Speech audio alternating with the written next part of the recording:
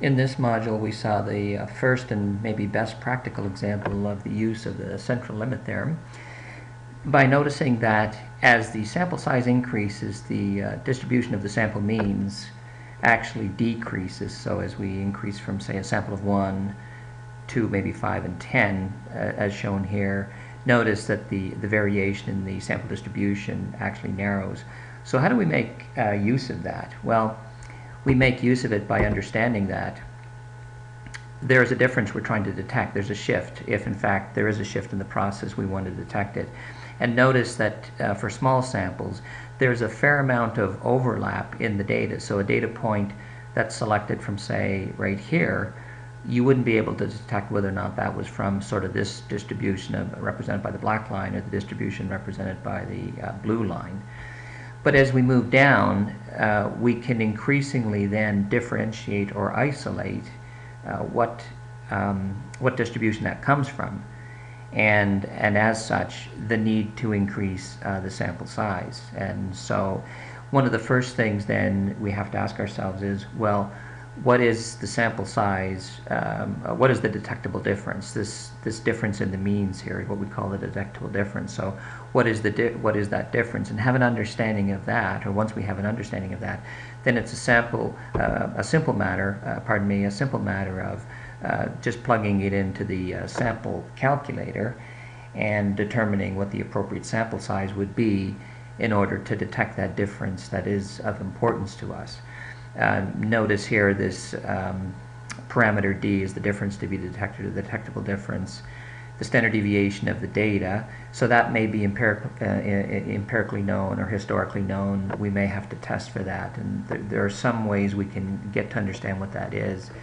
And then just simply deciding what kind of alpha and beta risk you're prepared to accept in terms of false negatives and false positives. So this all sort of addresses the issue of how many do I sample in order to accomplish what it is I'm trying to accomplish. So I think this is a very nice way of getting to that answer.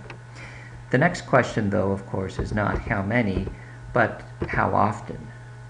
And so it's one thing to know how many to sample, but then how frequently do you draw that sample? And there's two suggestions here. One is from, it's actually an old and now outdated MIL standard 414. I think there's an ASQ equivalent to it.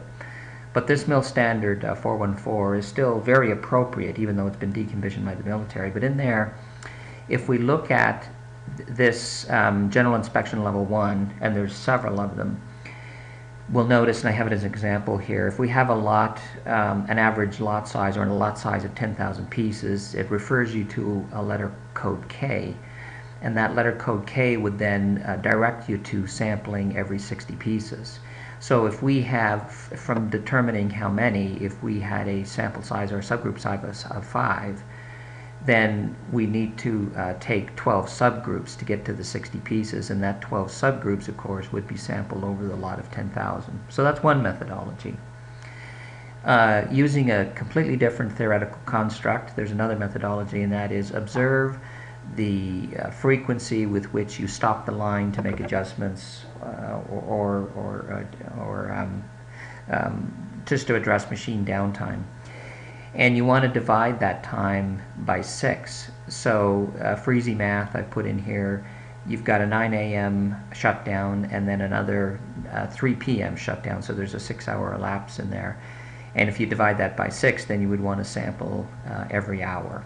So now we know how many to sample, and we know how often to sample, and that should give you, as a starting point at least, a very good assessment as to what's happening in your process. We've got the ability now to detect that detectable difference that's important to us, and we know how often to monitor that so that we can in fact make that detection.